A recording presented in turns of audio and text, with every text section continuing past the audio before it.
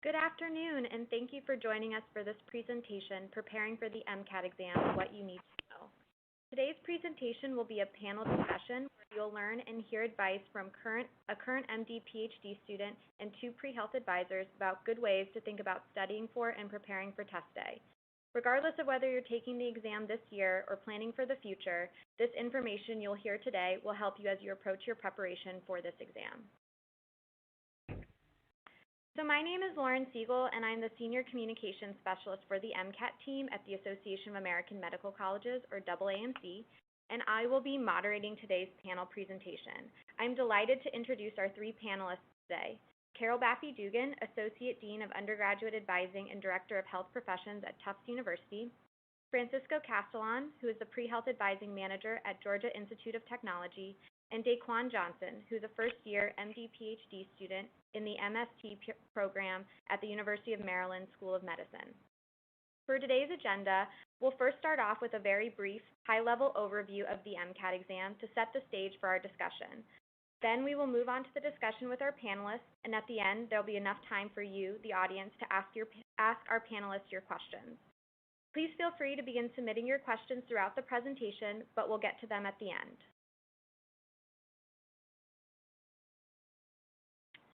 So with that, let's dive right in. So Mcat stands for the Medical College Admission Test, and it's created and administered by the AAMC. The Mcat exam is a standardized, multiple-choice test that's been part of the medical school admissions process for over 90 years. Almost all U.S. and Canadian medical schools require applicants to their programs to submit recent Mcat scores as part of their applications. The Mcat exam tests you on the concepts and skills medical school faculty, medical students, residents, and physicians have identified as key prerequisites for incoming students that they need to know on day one of medical school. The exam is taken on a computer, and the purpose of it is to assess your problem-solving, critical thinking, and your knowledge of the natural, behavioral, and social sciences concepts and skills, all necessary to the study and practice of medicine. As you listen to today's presentation, as well as throughout your preparation, it's important to keep in mind that this exam is just one piece of your overall application to medical school, and one piece of many that admissions committees use to evaluate your readiness for success in their programs. So the Mcat includes 4 sections. Again, each of the questions on the exam is multiple choice. There are 2 sections in the natural sciences. There's a section in the behavioral and social sciences. And finally, there's a section that tests you on your critical analysis and reasoning skills. The concepts tested in each of these sections are taught at most undergraduate institutions in introductory biology, physics, psychology, sociology, general inorganic chemistry, as well as first semester biochemistry. Please keep in mind that undergraduate coursework varies by institution, so we encourage you to speak with a pre-health advisor or even a faculty member at your school to help you with course selection. So let's talk just briefly about how each of these sections are organized. We'll look at 3 sections first, the 2 in the natural sciences and the behavioral and social sciences section, because they're all organized the same way. As you can see from the image on the screen, these 3 sections are organized into what are called foundational concepts. Foundational concepts is just another way of saying the big ideas in the sciences. There are 10 total foundational concepts that make up these 3 sections, and within each foundational concept there are content categories, and those are just the topics and subtopics that you need to know in order to really understand those big ideas. And an important aspect of these 3 sections is how you demonstrate the ability to apply knowledge. The Mcat exam asks you to combine your scientific knowledge from multiple different disciplines with your scientific inquiry and reasoning skills, which are all listed on the screen. This means that the exam asks questions that ask you to reason about information presented, analyze and evaluate data, identify relationships between concepts or variables, draw conclusions, determine and use mathematical equations, and make predictions. These are just a few examples of the skills you'll need to use in combination with your content knowledge. The last section of the exam that's covered, that we need to cover is the critical analysis and reasoning skills section. This section is very similar to other comprehension and reasoning tests that you've had throughout your academic careers. It includes passages and questions that test your ability to comprehend and analyze what you read. The passages that you'll be presented with pull from the humanities and social sciences disciplines, emphasizing philosophy, ethics, population health, and the studies of diverse cultures. This section doesn't require any specific content or disciplinary knowledge. All the information that you need is provided in the passages and the questions themselves. This chart shows you what test day will look like. This shows you the order in which the sections on the exam will appear, the number of questions per section, and the time allotted for each. As you will see, the total testing time for the exam is 6 hours and 15 minutes. This, however, doesn't include other test day-related activities such as checking in, signing your examinee agreement, walking through the instructional tutorial, or completing the survey at the end. All told, the exam is about 7.5 hours. Please note that the day also includes 2 10-minute breaks and 1 30-minute mid-exam break. These breaks are optional, and you can move from one section to the next without taking them, but you're not allowed to leave the testing center. So we encourage you to bring your own food and drinks with you. Please note, if you're somebody who is approved with additional testing time as an accommodation, you'll sit for the exam over the course of 2 days. And finally, after you take the exam, you'll get your scores 30 to 35 days after you test. You'll receive a total of 5 scores, which will be accessed through the online Mcat score reporting system. The first 4 scores you'll receive will be for your individual section scores. These sections have a scale that ranges from 118 to 132, and then these scores will then be added together to create your total score, and the total score ranges from 472 to 528.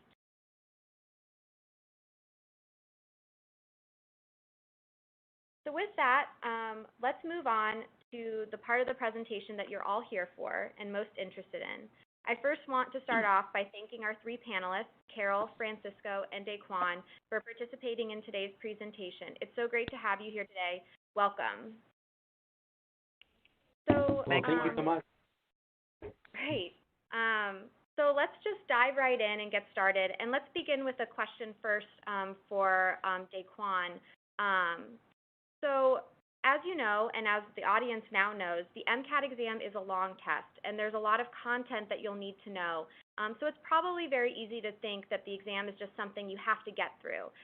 But now that you're a current medical student and you've had some time to reflect, what has preparing for the Mcat exam taught you, or how has it better prepared you for entering medical school?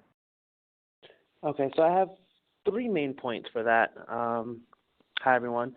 So the first thing is that preparing for such a big exam requires a little bit more of consistency and sticking to a schedule, one thing you need as a medical student because you're given so much information. So being consistent and sticking to a schedule is very key for success. The second key point is just being responsible for your own education. So you're given materials, you're given information, but being able to process it because we all are coming from different institutions. And as Lauren said, that all of our courses may be slightly different, but we're all given a very similar exam. So knowing how to take the information that you've learned so far, process it, and actually apply it to a new situation is super important. The last thing is that taking this test is super important, not because it'll make you a great doctor, but because research and statistics show that if you do really well on the MCAT exam, you'll do better on the other standardized exams that come later in your medical career, which is your STEP and your certification exams. So it's really important you learn that it won't affect you as a practicing clinician, but it will be the gateway between you becoming a clinician at all. So it's best to make sure you get these skills down now so you won't struggle too much in the future. That's great. Thank you, Daquan. Francisco and Carol, from your perspective, what advice would you give a student who's just starting to prepare for the exam and maybe doesn't know where to begin? Is there anything you wish to impress upon them? And then I know a lot of students already have this question probably in mind, but how long would you recommend a student actually prepare for the exam? And Francisco or Carol, feel free to start. Well, Carol, this is Carol. I think I want to start with kudos because all of you on this webinar today have already taken the first important step in preparing for the MCAT, and that's just getting a sense of what this exam is about and starting your planning about how to prepare for it. Earlier today in the virtual fair, students were asking if they should be starting 9 months ahead of time or 12 months ahead of time. And I would say the answer is no in some sense and yes in other sense. It's never too early to have an idea of what this test tests. What the topics are, how it's broken up. But probably most students will do somewhere between 4 or 5 months of organized, planful study, like Daquan said, piece by piece, to get themselves ready for test day. So that would happen right before the test, 4 or 5 months before. But starting now with this webinar is a great start. Francisco? Yes, hello everyone. Thank you so much, Carol. I think the first thing that a student needs to do is to evaluate what is the availability they're going to have and the timeline that they're putting together. Oftentimes I see students not being aware of the demand of the test, and so therefore they think that they'll be able to squeeze it in while they're also doing a full course load of courses. And so talking with your pre-health advisor is a good opportunity to kind of evaluate, is it a good time and time frame to look at. The best way that I can kind of frame it for students is 2 to 3 months is typically what I see, which is about the equivalent almost of a semester. And to put it into terms that usually can be a little bit more understandable into where they're currently at is, if you think of a 4-credit course with lab and lecture, so the time that you spend in class, the time that you spend in lab, and the time that you spend outside of class with lab reports and studying, that's about the amount of time that you want to commit to the Mcat. So again, thinking about it from that perspective and your course load, adding an additional 4-credit course on top of that, would that be manageable for you? Francisco, I think that's a great analogy. I agree. Comparing it to a course like that makes good sense. That's great. I do want to mention that the AAMC also has a resource to help students develop a study plan. So part of that study plan is really taking the time to fully understand what actually goes into the Mcat exam, what's tested, all the pieces that go into it. So that really just complements what you've heard from Daquan, Francisco, and Carol. So switching gears just a little bit, let's talk about developing study habits and skills. Daquan, would you first just start off by speaking a little bit to how you prepared for test day, and then what study habits or skills did you find to be most helpful or effective during that process? Okay. So the first part I want to preface with is like Francisco and Carol were saying, that the amount of time you study will vary. So I had friends who studied for an entire year. I had friends who studied for a month, for 2 to 3 months. So you have to know yourself and know how much time and how much you can actually devote to studying and what you need based on your previous performance in your courses. But for me personally, it took me about 8 months to study, just because I tend to stay very busy. And I started the summer before the following January that I took the exam. And so the way I broke it up was that during my summer, since I was also doing a summer internship, I took the latter half of my day, studied for 4 hours every day during the weekdays, and then studied on the weekends about 6 hours per day. And I think the most important thing that was super helpful in terms of devising a plan was that my first thing I did when I was preparing for the Mcat was I bought a unscored practice exam from the AAMC, and I took that as my diagnostic exam to figure out which sections am I really strong in, which sections am I really poor in, and I literally went through for the next 4 or 5 days after taking that diagnostic exam and just going through question by question, trying to figure out which topics I need to go back and review. So that way I had a good idea in terms of what are my weak points, focus on those first, and then as I move forward and progress, I can work on and brush up my stronger points a little bit later, closer to the exam. And so that's the way how I kind of started with the diagnostic exam, decided what I need to focus on first. I used some outside resources, including like the Kaplan book series. And so I went through all those topics that were related to my weak points for my diagnostic exam over the course of that summer, my fall semester, and the few weeks following up to my exam.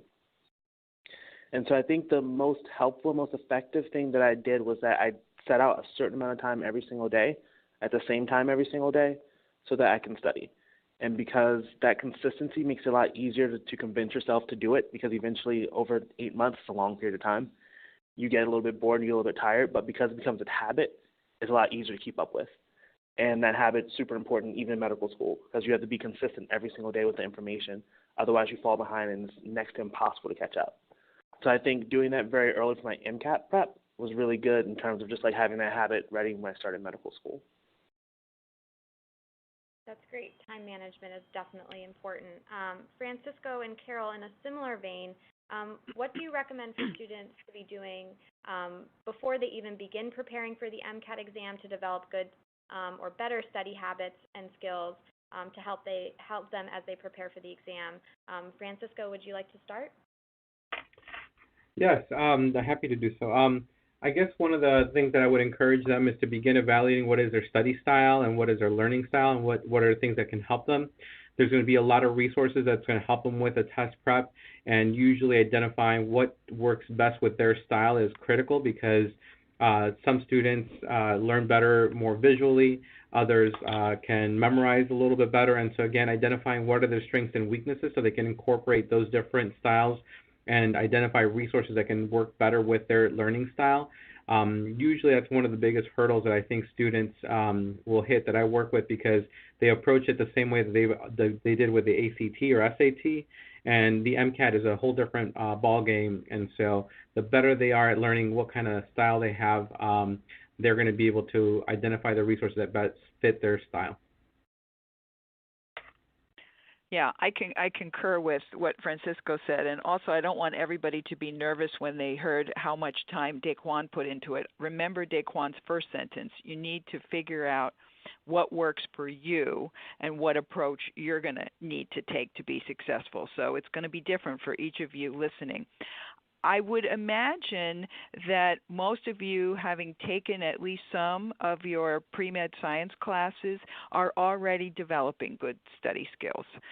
You're learning about how you learn and what works best for you. You're learning how to be organized, manage your time, set up a schedule, be conscientious. So you take all of those lessons and you just ramp it up a little bit when it comes to preparing for the Mcat, but I don't think it's something that's going to be totally different from the approach you took to your rigorous science courses to prepare. That's great. Certainly we like to impress on students that there isn't a right or wrong way to prepare for test day, and so I really appreciate all of your comments on developing good study skills and habits. Moving on to another idea about, in the similar vein of developing good study habits and skills, it can also be very helpful to have a support system. And I was wondering, Daquan, did you seek any mentors or have any additional support when you were preparing for test day? Yeah, so I was in a STEM program that's specifically like geared towards producing diverse research scientists and physician scientists.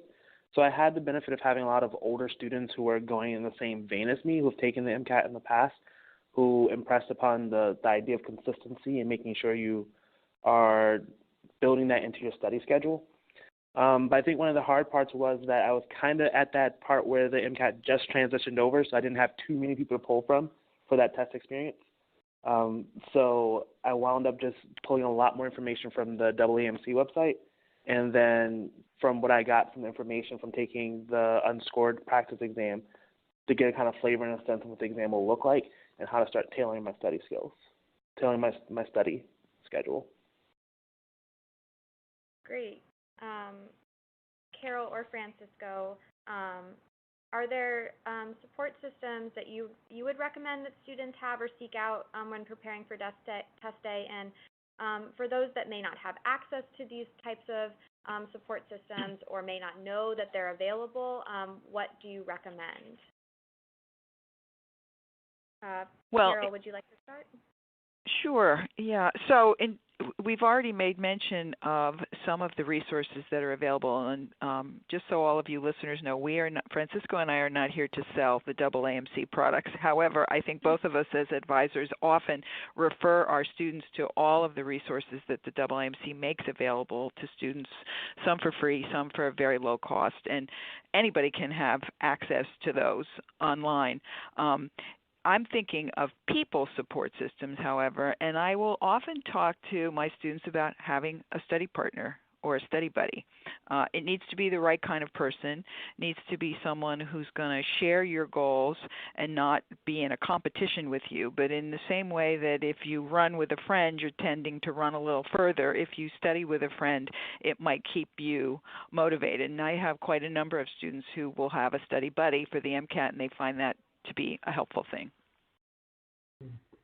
Thank you, Carol. I think I would also add to the picture is that with technology nowadays, there's a lot of great support systems online. There's a lot of mentoring programs that have launched in the last few years. And so it's a great place to be connected to a community and find other individuals that may be out there also going through the same process. And so building a support system that way that share tips, share resources in a way that you're able to check in with each other and just answer questions. Now we have to think about preparing for the test is not just about memorization, but again, trying to get this knowledge in a more deeper way and be able to apply it in a very unique way. And so again, as Carol mentioned, study buddies or study groups can be a way that as you're not only learning from each other, but teaching each other can help you understand the material a little bit more in depth and learn how to apply it. So again, being creative with the resources that you do have, and then trying to use any communities that you can connect to online.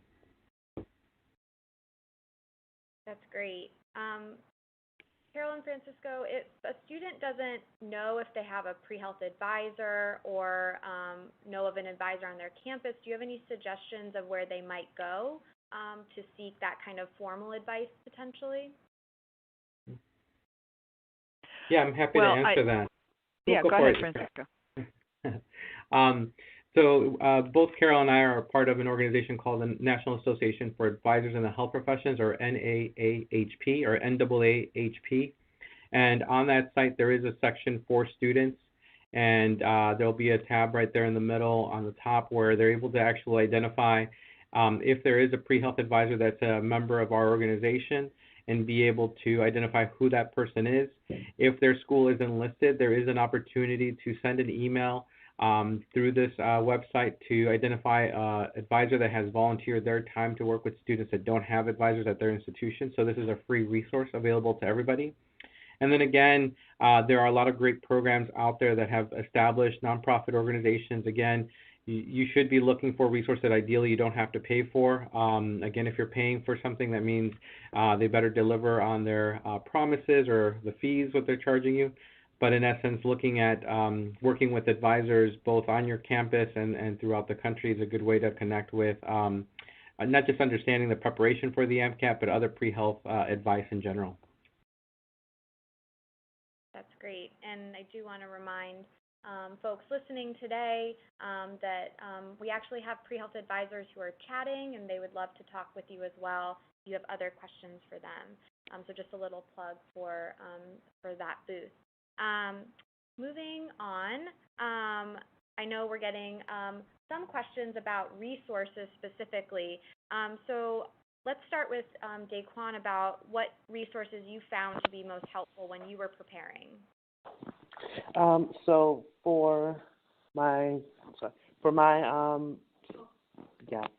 so when I was studying for the MCAT, again, like I said before, when I started, it was around the time just when the switch happened, so there wasn't a lot of resources out there other than what the AAMC put out. So that's really what I was limited to, mostly with the AAMC information, and then also the Kaplan book series that was also out at the time. So those were the two main resources I relied heavily on when I was studying and preparing for the exam. Great. And as Carol and Francisco mentioned, they're not here to sell any types of resources, so we're just putting that out there. But are there resources that you, Carol or Francisco, recommend that students use when they're preparing for test day? I know you mentioned some of the AAMC resources, but are there any other resources out there that you think would be helpful for students to know about? Well, I have a panel of students every year talking about how they prepared for the MCAT so that students coming up the following year can just benefit. And there's some common denominators that come through every year when we do this panel. One is that everyone says don't just use one type of resource or one source of support or material. So use the AAMC material, but maybe, Daquan mentioned the Kaplan books. There are commercial products out there and commercial review courses. There's a hardcover series called the Berkeley Review.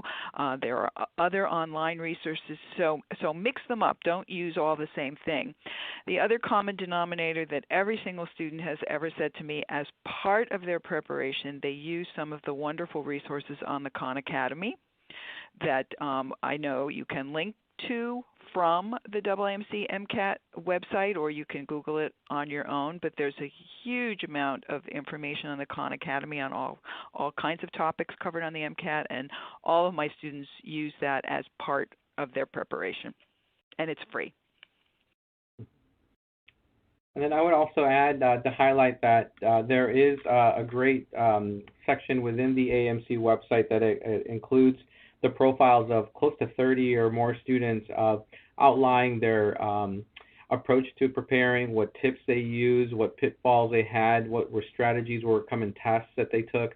And that has been a great resource for me as an advisor to be an example for my students that they can approach it in so many different ways, and they'll see the resources, all the different resources that other students suggest, and just to really show that there isn't one exact way of doing it. And so again, identifying what are the things that are going to be available to them and a better fit for them.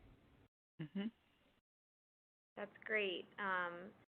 Certainly those profiles that you were talking about, Francisco, for students listening, if you go to aamc.org/MCATprep, you'll find those profiles, and you'll actually recognize one of the students listed there. Daquan was profiled for us, and you can actually read his story to complement this discussion as well. So thank you so much for pointing that out, Francisco. That's a great resource that we love to share with students. So we are just trucking right along, and we're coming down to our final thoughts from our presenters, and then we'll take questions from the audience. Daquan, reflecting on your own preparation and knowing what you know now, is there anything that you might have done differently when you were preparing for test day? Absolutely, absolutely, absolutely. I think every person would tend to say that, just because you always, hindsight's 20/20. I think one of the biggest things to keep in mind is that a lot of pre-med majors tend to be hardcore STEM majors, so whether or not it's biology, biochemistry, chemistry, and we tend to get into our own little bubble, in our own little zone. And one of the things that Lauren pointed out is that when we have the critical analysis and critical thinking, the CARS section of the exam, we don't have to have any specific content knowledge, but it's about reading things in the humanities. And I think one of the things that as science majors we tend to forget is to read for fun. And I think the more you do, the earlier you do that, and the sooner you start doing that, so reading, whether or not you like keeping up with current stories and current news and politics, reading the newspapers, reading blogs, reading fiction, nonfiction, it'll make that section so much easier. Because it's a lot more difficult to strengthen a skill like that than it is to learn the Krebs cycle for the biology portion. So I think that's something that you can enjoy a part of the study process where you're just reading for fun and building that critical thinking, that critical analysis aspect of reading things outside of science, not just a textbook or a scientific paper. And I think had I started that a little bit sooner, as I just started as a freshman, that would have made life so much easier. Or even started like a year before. It would have made things a lot easier for the CARS section. I think the other thing that I would have done more was just took more practice exams, just because, again, you don't normally take 6-hour exams. And so you have to get used to the physical demand of that exam as well as the mental demand. And so the more you get used to that consistency and that feeling of what it is to get through that exam, the less your nerves will be on the day of the exam, because you're used to doing it like the exam itself. And two, it reduces the nerves you have and the nervousness you'll have on the exam. And I think you'll tend to perform a little bit better when you're less nervous. That's great. Carol and Francisco, is there one key takeaway you'd like every student to know about or when they're preparing for the exam? Final thought? Carol? Well, I guess what I would say is it feels very overwhelming to think about everything you need to know for the exam and how long the exam is going to be. But I would say break it up in little pieces. Focus on one thing at a time. Have your schedule. You're going to do these topics. You're going to do these sample questions. You're going to do some CARS passages. Focus on each step of the way so that the whole thing doesn't seem so overwhelming. I think it's more manageable that way. Great. And I would also add then to the picture that, they have to approach this as, you'll hear the analogy often of running a marathon. You have to train, you have to prepare yourself. I've seen some of the questions posted about, how do you prepare for the long time and getting tired all the way through. And again, understanding even your physical preparation, if you tend to, get tired after, you're doing a few practice tests, you start seeing that your energy drops down, then making sure that you do have some food with you at the for a snack or for lunch while you're there. Again, you have to look at the bigger picture of how you're training for this bigger task at hand. And so again, it's really not something that you want to take lightly. And that also can mean that you may decide that this is not the right time to take it, and that is okay. We look at students and the incoming classes year to year going into medical school. The average age of entering medical students is now 24, 25. You're seeing the first classes of starting medical classes tend to be students who've taken at least one or more bridge years. And so again, it's not that you have to stay on track at a specific timeline. Professional schools and medical schools are looking for you to apply when it's the best time, and taking the MCAT when it's the best time for you may mean that you might need to consider a little bit more time just to make sure that you take it once and you can do well with it versus taking the test once and then having to think about going through the whole process again. That's great. Definitely taking the exam when you feel ready and prepared is certainly a very key takeaway. So thank you to our panelists for their great thoughts for some of our prepared questions. We're going to move into the Q&A section, but I do just want to highlight that the AAMC does make free and low-cost resources available to help you at every stage of your preparation. And you've heard about some of those resources today from our panelists. I just want to highlight that some of our free resources include the complete content outline of the exam, so you can see all of the concepts and skills that you'll be tested on for the test day. We also, as I mentioned, have a guide to creating a study plan. This will help you figure out in 6 different steps how to develop your own. Again, we have those profiles of 21 different students about their the ways that they prepared for the exam, lessons that they learned, their schedules, and as I mentioned, Daquan is one of those students that we've highlighted, so be sure to check that out. And finally, as Carol mentioned, we do have the Khan Academy Mcat collection. This has 1,100 videos and 3,000 review questions that are all free, that are all on the Khan Academy website.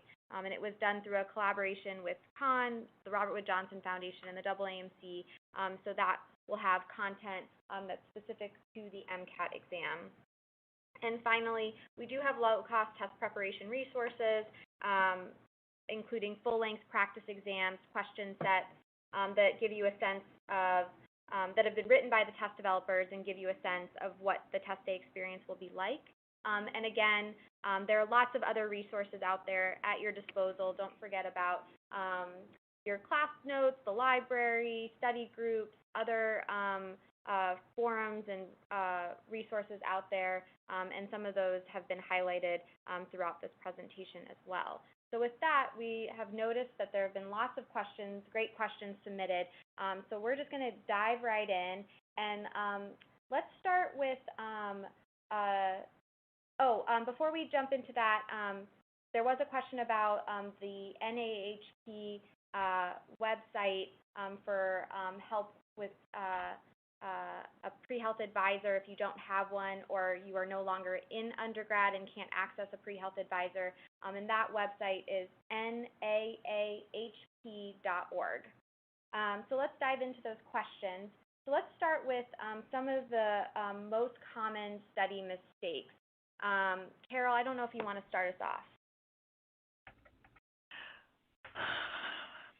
I think two come to mind, and my colleagues may add to that or disagree with me, but I think one common mistake is to think that somebody else who told you how they did it is the best way for you to decide how you should do it. And it goes back to what Daquan was saying. You really have to know yourself and your learning style and what's going to work for you and develop a plan that makes sense for you, even if it's different from what the guy down the hall said or your older sister said. The other thing, even though I'm not a big fan of studying too long and way in advance, I think students sometimes wait too long to really take a look at what this test is about and figure out that it's going to take a chunk of time, like Francisco said, a whole course worth of time to prepare for it, and they start too late. Great. Anyone else have any comments on that? I think I would just add that the practice tests become a very critical piece because that is a true indicator of how you're doing, and so oftentimes students will take one practice test and then they'll take a second one, and if they're comfortable with those scores, they think that they are ready. And it really is, again, putting in the time to put in that training so that you can feel comfortable about the score. And what I'm seeing is doing more than 7, 8, or 9 full practice tests is going to start giving you a true sense of where you are testing and are you comfortable with that score, and to evaluate those scores to decide if you are ready to take it at that point. And I'd like to piggyback on that as well, that practice tests, I think one of the key things that many of my friends and I, when we took the exams, that we all did consistently when we took our practice exams, is we made it almost identical to our real test day. That means we started at the same time in the morning that our exam would actually start, and we took probably the same snacks that we probably would take, and also just to get a feeling of what it would be like on test day to really take the exam. Other distractions, being in a quiet space, because again, if you can get into like a habit where it feels familiar, you'll have a much better idea in terms of how you'll actually perform versus being a one-off event that you're training for. That's great. Thank you. Another question that we received was an advice for a student who may be taking the exam for the second time or maybe a third time. What would you recommend for this student in their preparation? Francisco, would you want to start us off? Yeah. The reality is that you want to increase your score, and so you have to go back and evaluate how did you prepare for it and what are you going to do differently, because most times if you go back and do the exact same process, you'll probably end up with a very similar score. And I remind students that every test take or score that you have will be seen by every medical school that you apply to, so they'll see the whole history of all the different exams that you've taken, even if the tests have expired or the shelf life has already passed on them. And so the first thing is to evaluate what is it that you're going to do different. And the second thing is evaluate what are the mistakes that you're doing in your test taking. Is it a content, you don't know the content as well, and you need to go back and really know the material. Oftentimes students may take the test without having completed all the prereq courses, all the main courses that are critical and content covered in the actual test. Or is it more of a strategies thing? And so again, working with resources to help you identify what are your strategies, are there ways that you can improve that?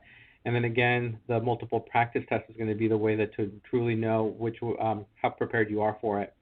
And so, oftentimes there's a pressure of having to take it really quickly again because they want to meet the timeline to submit an application and still be early in the application timeline. And from my perspective, that's a lot of pressure, and oftentimes they may not result in the score that you want. And so again, taking a step back, learning from the experience, taking the time to make mature and smart decisions. This is what the medical schools are looking at. They get to see the dates and times that you took this test. So when they see a quick turnaround and they see a lower score or a score that's equal, they can say, okay, we can kind of guess what happened here. So again, this is a process that you're along the way in different ways. You're showing to professional schools that you have this level of maturity, that this is something that you are serious about, and you are going to commit the time to make sure that you change things and do things right the second time around. Thanks, Francisco. Carol or Daquan, do you have any? Well, Daquan, you haven't taken it again, but Carol, do you have any? Yeah, I actually would have said much of the same things that Francisco said. When a student comes in, the first thing I ask them is, reflecting back on how you prepared the first time, what worked, but what didn't work? What would you do differently? What's your new study plan going to be? And earlier, Francisco had said, you know, if you don't feel like you're prepared, you shouldn't take the test. You shouldn't automatically assume that you can prepare to retake and do better in 2 or 3 months just because you want to apply to med school this cycle. That may not make sense. You may need more time to do a good job, and waiting for the following cycle may be the smartest move you can make. So you want to be open-minded about your timeline and focus rather on what are the steps I can take and what is the time that I need to do a good job and improve my score the next time around. Great, thank you. We have a question here about dealing with study burnout. Daquan, did you experience any of this, or Carol and Francisco, do you have any suggestions for a student to deal with that? So yes, it's a very real thing. I think it comes from just the fact that, like, as medical students or students aspiring to become physicians, we're very ambitious, we're very motivated, and which is why I wound up doing the smaller chunks per day. So at a certain point, you do feel like you're tired and you don't want to study anymore. And that's why it's important to have balance. That's why it's important to have a schedule. So I made sure to keep things that I enjoyed doing in my schedule. So I didn't let studying take over my entire life. I'm a musician by training, and so I really enjoy playing the piano. So it means I made sure that every day after I finished studying, I got a chance to play my piano for a little bit. So that way it kind of paired the studying with something that's relaxing, something that I enjoyed. And I did notice when I started taking that a little bit too far, I would start feeling burnout, feeling exhausted, feeling more tired than normal. And then when I realized I put those things back in, it made it a lot more easy to stick with my schedule long term. So it's important to make sure that the schedules are important, that you schedule enough time for you to study, but then also keeping in some things to keep you healthy, both emotionally and physically.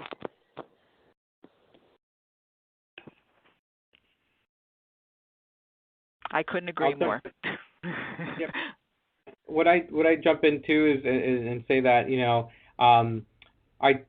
it really depends on the student, but I don't typically recommend doing 8 hours preparation for the Mcat per day. You want to find balance. You want to find an opportunity to take breaks, and again just be able to think about it as a long-term preparation. And so sometimes I'll see students say, yeah, I'm gonna take the next month, I'm going to study 8 hours a day, and then 4 or 5 hours during the weekend, and that's a really quick way to get burned out right away. So again, switching things up, learning things in different ways. There's a lot of great resources online. Videos can be a different way to learn and review materials. Talking things out with other people, learning from each other can be other ways that you're practicing and preparing and learning content as well, and switching it up. And again, keeping an eye on other aspects. I have some students who actually, just like Daquan mentioned, is they start preparing and simulating parts of the test itself, waking up at a certain time, being for sure to know where they're going and understanding what their day is going to look like. I actually had a student that one time actually woke up, drove to the site, knew exactly where they were going to park, and kind of simulate every single step all the way to the start of the test. And so that was even part of the end of the prep that he did. But also have fun. Try to identify resources, support systems. If you're non-traditional, yes, it can be very tough to do things alone, and so that becomes very important to find out, are there other a community that you can tap into? Finding a mentor. Sometimes it's simply finding a physician or someone that you can shadow that may not be helping you prepare for the test, but again, reminding you why you're doing this, why you're putting this effort and time and what you're committed to. And so support comes in a lot of different ways, and in essence, that could also sometimes have a bigger impact at points. That's great. Thank you. We got a question here about doing a post-bac program as a way to prepare for the MCAT exam. Carol and Francisco, do you have any thoughts on that? Carol, would you really want to start? Yeah, I would like to jump in because I run a post-bac program and say absolutely it is not worth doing a post-bac program to prepare for the MCAT. You should not be coming to my program or any other program and spending money for the program just to prepare for the MCAT. The programs are designed to give you coursework that you either haven't had or you had coursework as an undergrad, you didn't do so well, and you need to strengthen your academic record by redoing courses or doing some additional courses and getting good grades. You should not need a program like that to prepare for the MCAT. If you feel like you need a formal structure in a classroom setting to prepare for the MCAT, there are commercial review courses out there, and while they are expensive, they're a lot less expensive than a post-bac program. So I don't think a post-bac program makes sense for that. I would concur, and just have them really evaluate what is it they're trying to get out of that post-bac program, and does it match their true goal. And if it's for the MCAT, I have not seen, unless the post-bac program is actually incorporating some MCAT prep component, which could be a course, it could be other support systems. They incorporate an element of it, but it's not, I have yet to see a post-bac program that is just for the sole purpose of preparing for the MCAT. Right. Thank you for that. We got a question here about advice for students who've been studying for a long time but still are finding it hard to reach their desired score, a score that they feel is competitive for them. Francisco or Carol, do you have any thoughts on how a student might get past that? I would recommend switching things up, doing things differently, and again, looking at more time doesn't necessarily mean higher score. So if you've hit a point where you're consistently scoring in the same location, that's an indicator that you've kind of maxed out on that strategy. And so looking at what other strategies and identifying new strategies. It's interesting because you could always look at on your campus, you might have an academic success office. You might actually looking at counseling centers that work with like anxiety and relaxation prep and those type of things. So again, finding other things that you can do that could potentially open up the window for more growth to happen. Great. Yeah. The other thing I might consider, and this is a tougher thing to think about, I would first do what Francisco said, but it may be that your academic foundation isn't that strong or isn't strong enough. I sometimes have students who are trying to take the MCAT before they've taken all the core courses, which to me is always a mistake. But even if you've had the core courses, maybe you don't have as much in-depth understanding of those topics, and it would be helpful to give yourself another year when you're going to be taking perhaps some more science courses or some behavioral science courses, just so you have a stronger foundation before you even attack the studying for the MCAT, because the MCAT assumes that you've learned material before you sit down to prepare for the test. So that is something for the student to consider as well. That's great. From a Thank you. student's perspective, though, I think there's two aspects to the exam. It's the content piece, and then the other aspect is the standardized exam piece. And as I mentioned before, that the MCAT, yes, it tests content, but you also have to be a decent test taker to get through medical school because we're tested consistently. And then we get more standardized exams in the form of STEP. And then even as a professional, you get recertified every 10 years. So these exams never go away. So you have to understand whether or not is this a test-taking problem or is this a content problem. So really get into the root of the problem to kind of assess what you should be doing moving forward. And if it's a test-taking problem, you can probably look for neuropsych evaluations or things like that to see whether or not you might have an undiagnosed learning disability, and it just may have gone undiagnosed for a while because you're a high achiever. And it could be something that could help you figure out more in terms of revamping your study style. because I've seen that happen with some of my medical school classmates. And it's a really important aspect for you to stay certified and actually do what you love to do. So that's one thing that I think about from the student's perspective. That could be a key role to think about. That's awesome. Thank you for sharing. Going along with kind of understanding your learning style, we've gotten a couple questions around how do you sort of develop that, or how do you know what the best learning style is. And there's a question here about how do you review practice exams after you take them. And I think this is one great way to learn kind of what you've done, what you haven't understood or what you didn't get right. And I was wondering if, Daquan, from your perspective, did you use exams to review, and how did you go about doing that so in an effective way? Absolutely. Reviewing exams is probably the biggest part in terms of, one, setting up my study schedule, and then two, in terms of trying to figure out what did I miss in that question. And because the Mcat is all free response, you have to think about it and approach the question in terms of, well, do I, one, understand what the question's asking me? And then two, why is the correct answer correct and why are the other ones wrong? If you can't convince yourself and tell yourself why those other answer choices are wrong, then there's something you're missing. It's more than just knowing the right answer, but knowing why the other ones are wrong. And so the way I went through that was I went through each question, even the questions I got correct, and I made sure to note the ones, even the ones I guessed on, making sure that, well, why did I have to guess on this question? Which of these answer choices tripped me up? Why was I picking between one or two questions, one or two answer choices? And it's super time consuming, but it's well worth it, because then you have a deeper understanding of the fact that, did I miss the content? Did I misread the question because of stress? Or is this something that I just didn't cover in my coursework yet? And this is something I have to fill in, supplement, and find somewhere else. And so it's super beneficial, super time consuming, but you're going through each question, you're reading the question, making sure you get what it's asking you, and then making sure you understand why each of the answer choices are given there, and what are the ones that are more tricky questions.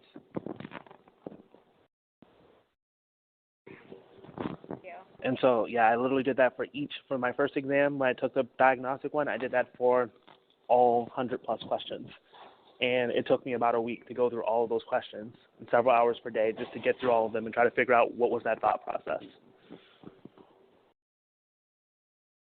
Great. Thank you for sharing.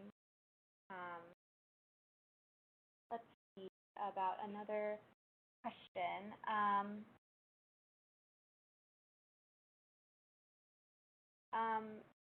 We have a question here about what's the best way to create a study schedule? We've mentioned one resource, but are there tools that Daquan, you use when developing your study schedule, or Carol and Francisco, you recommend to your students? Well, I can start really quick. I didn't particularly use a tool. I think one of the benefits I had from being a really strong student in undergrad was that I understood my study style and also understood my schedule. So when I was studying, the reason why I took 8 months is because most of my semesters were between 22 and 24 credits per semester. So I'm always taking between 6 and 9 courses.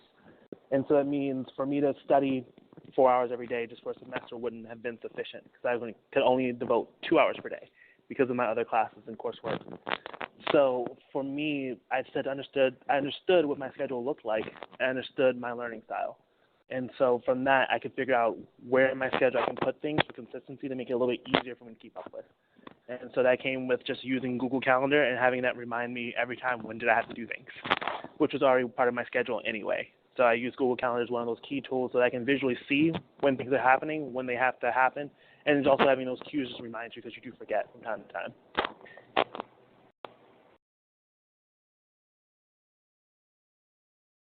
Thank you. Carol or Francisco, do you have any thoughts on that? No, I've already mentioned I refer students a lot to the scheduling tool that the AAMC has on their Mcat website. We also, as Francisco mentioned it for his school, our school has an academic resource center, and we have consultants who work with students on study skills and scheduling their time and managing their time. So if I had a student who really felt like they needed more support, I might refer them to our academic resource center to help them set up a study plan. Great. Thank you.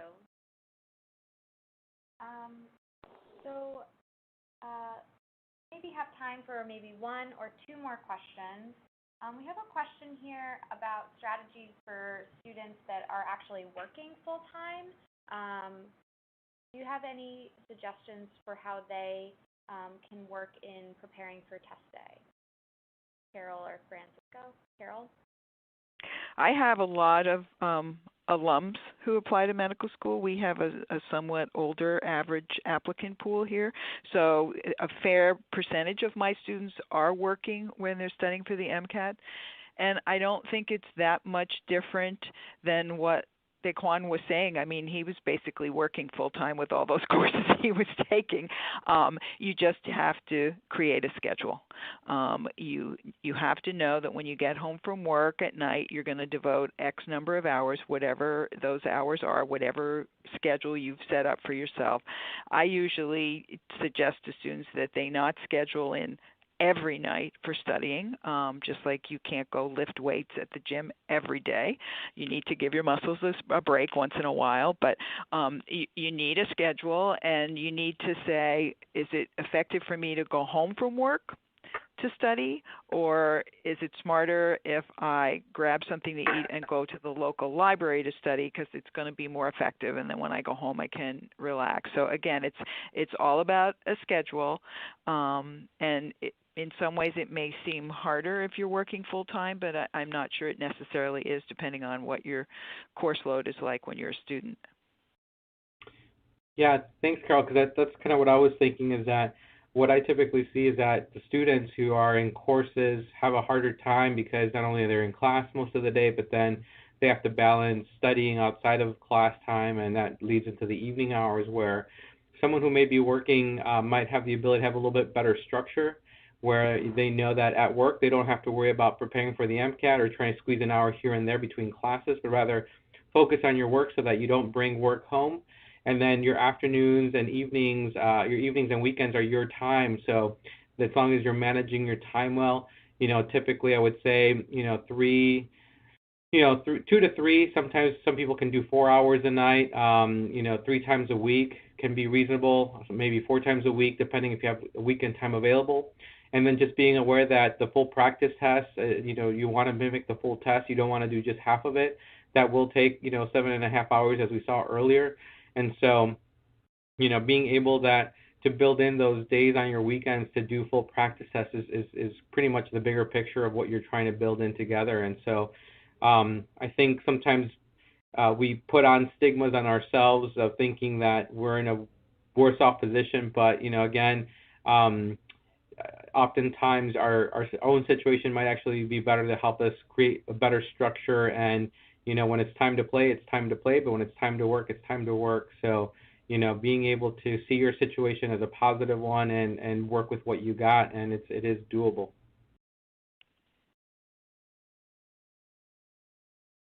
Great. Thank you. Thank you so much. I think that is all the time that we have today for all of your great questions. If we didn't get to your question during this presentation, we do want to let you know that the AAMC is available throughout the day till 8 p.m. During the virtual fair. The medical school are here to chat with you, and some of the pre-health advisors are here as well. So please be sure to direct your questions throughout the day. We hope you enjoyed this presentation, you found it useful, and again, I want to just extend my thanks for Carol, Francisco, and Daquan for taking the time to speak with all of us today and to offer their great insights and advice. So again, thank you, and thank you to everyone who is listening today. We hope you have a great rest of your fair. Thank you so much for the opportunity. Good luck to everyone. Good luck to everyone. Good luck. Bye-bye. Thank you so much.